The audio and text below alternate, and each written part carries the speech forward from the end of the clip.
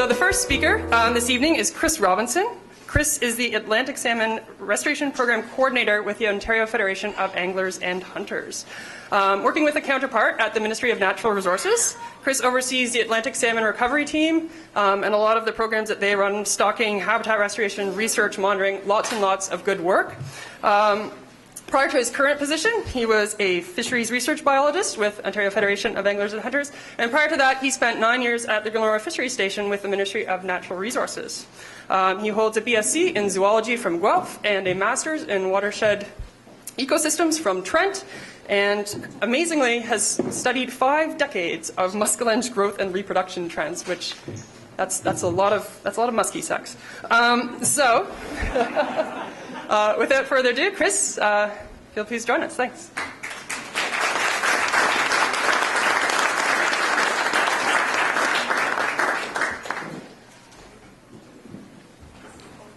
I didn't actually study that muskie sets individually. It was all retroactively. I am very happy to be here tonight. This is the first time in quite a number of years I've had to stand up and give a book report, but I am pleased both because I finally achieved a career goal of including a Dr. Seuss quote in the title of a talk, but also to introduce this book on behalf of the authoring team. There were a lot of us from the Federation, Ministry of Natural Resources, Royal Ontario Museum, TRCA, city staff, and we consulted with a lot of others to put this book together as part of the city's biodiversity series.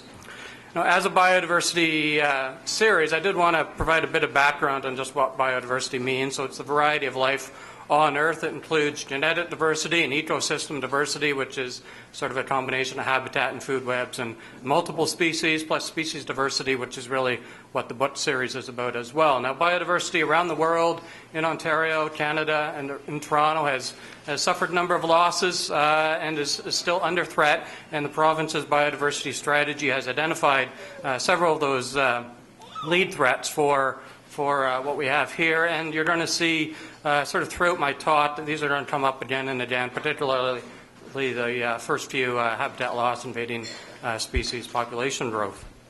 So with those threats in mind and wanting to keep biodiversity here in Toronto and sort of the greater Toronto area, the city put together a biodiversity series of books. Birds is out, fish is out now, butterflies is out, spiders are in press, and the others are due by the end of the year. And these were done originally around 2010, which was the International Year of Biodiversity, and we hope to hopefully this will be wrapped up soon. And the city did it because they wanted to increase awareness and appreciation and reconnect a lot of the citizens to the life around them in Toronto, and through that connection lead to increased protection for it through stewardship and through things like supporting some of the policies the city has around protecting habitat, protecting from invading species, etc.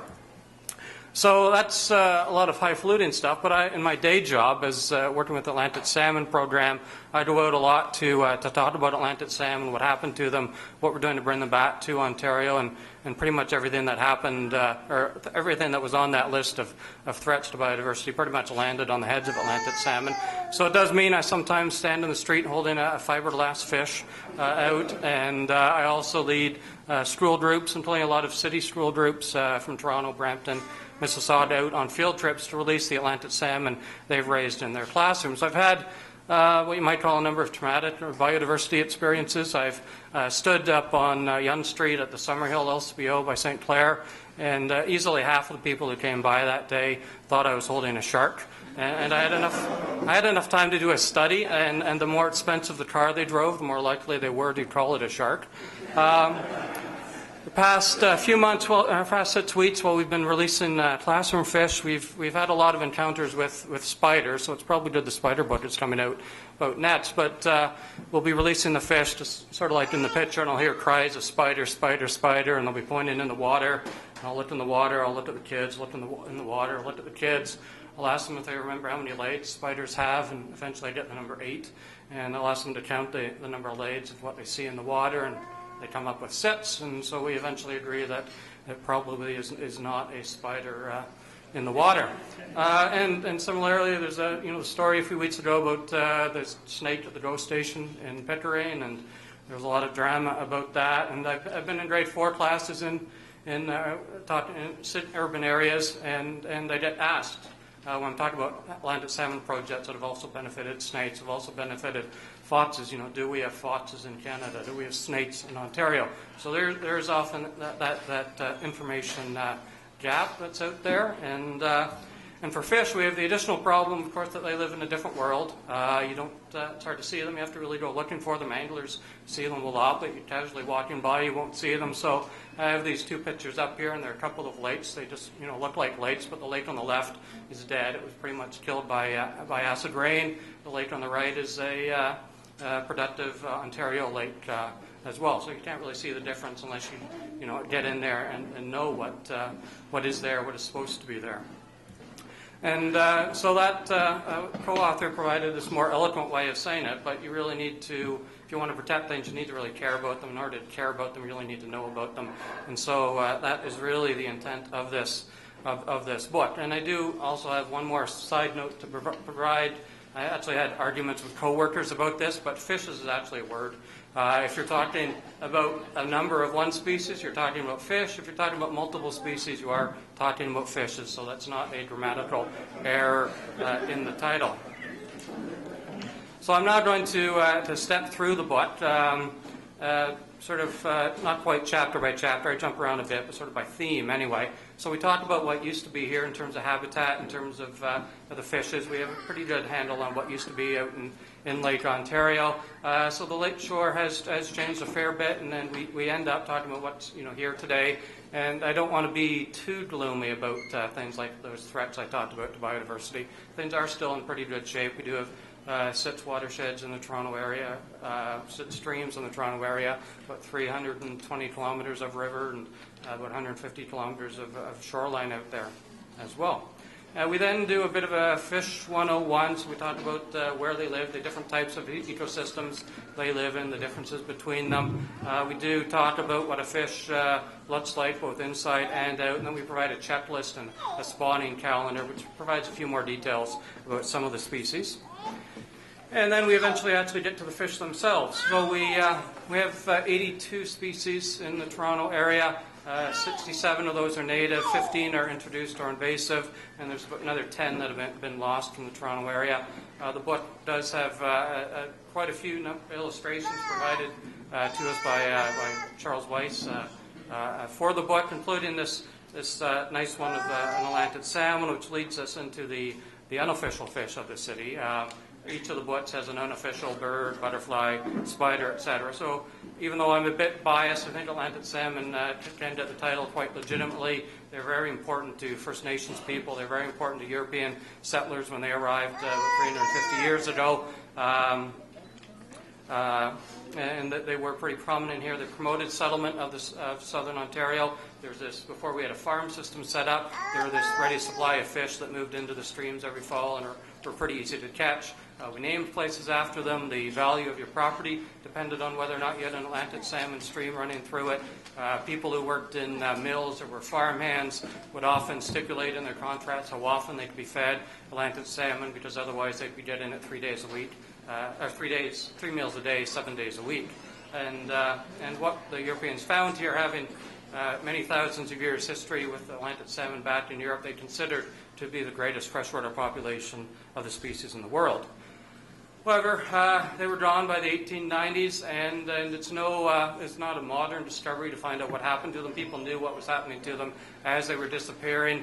The first couple of quotes, which are very eloquent, are from a book called Salmon of Canada. And the last one was an article or a letter to the editor in the Toronto Globe from about the mid-19th century, and it's pretty biblical in its sort of anger as to what was happening to the Atlantic salmon. So their habitat was destroyed. They were cut off from getting to their spawning habitat by dams, and they were overfished for food. But for the last several years, we have been working to bring them back, stocking them, doing habitat work, doing assessment work, doing the outreach work we do, and we're now starting to see more fish in the rivers and off in the lake, and we are starting to see some wild fish as well in the streams. And then sort of staying with the cold water fish, we've grouped the fish by the temperature they prefer. So we do have a photo gallery of the cold water fish in the Toronto area, a bit more of a profile on the mottled sculpin. And then we go into the cool water fish, so the northern pike, which is relatively common, and then the threatened lake sturgeon. So they're a pretty cool fish as well. They can historically they could have gotten up to about 9 feet long, maybe 150 years old. Habitat loss was part of the reason why they were in trouble, but also they were harvested for caviar. But before that, they were actually junk fish, and they actually used to catch them and throw them into the furnaces of steam engines to power them instead of cutting down trees. And then we cover off the warm water fish, which probably a lot of the anglers are a bit more familiar with, and we profile largemouth bass and bluegill there. We then have another piece on the endangered American eel. It's in Lake Ontario. Despite my biases towards Atlantic salmon and despite how cool sturgeon are, the eels are probably the coolest fish we have out in the lake. They spawn down in the Sargasso Sea, which is near Bermuda. It takes them about 20 years to get back to Lake Ontario. They'll spend 20 years maturing in the lake and then heading back out to the sea on a one-way trip to spawn. For reasons not quite understood, almost all of the eels in Lake Ontario are female, so much of the reproductive capacity of the entire species is housed here in Lake Ontario. Unfortunately, with climate change, the ocean currents they depend on to hitch a ride to get to the coast of North America, those currents are starting to fail, and the eels leaving Lake Ontario have to run a gauntlet of a couple of power dams that chew up about 40% of them along the way. We then talk about the intentionally introduced species, which are often brought here as we were losing the native species, Atlantic salmon, lake trout, etc., and have generated a lot of the popular and valuable fisheries we have in Lake Ontario and in the streams now. And we explain why they're here and some of their biology. And the speakers coming up after me are going to talk about some of the fishing and regulations and consumption in Toronto. But it was deliberate to have as much content about fishing in the book. We did want to promote fishing not only as a recreation itself, but also, again, because anglers are the ones seeing the fish, they care about the fish, they often are the ones promoting and doing the work to help restore and protect the fish we have here.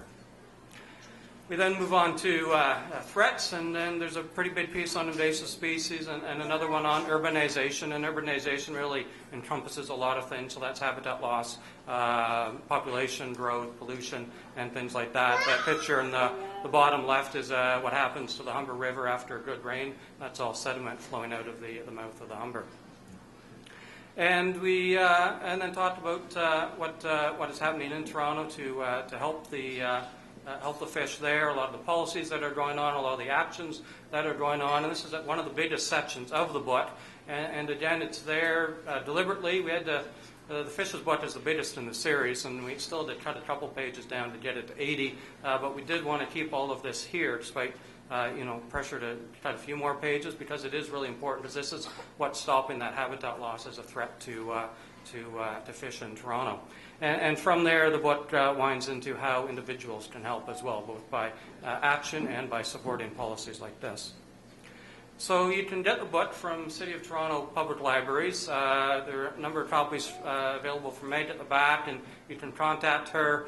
She's not going to mail them to you, but you can arrange to pick them up. I think the museum may have some as well, and they'll be available soon online to download. And so to wrap up, I just want to say there were a lot of people working on this and to help pay for it. I think we got about over 12,000 copies printed through a lot of people working together for this. So I guess if I could just have some of my co-authors stand up and be recognized as well for working on this.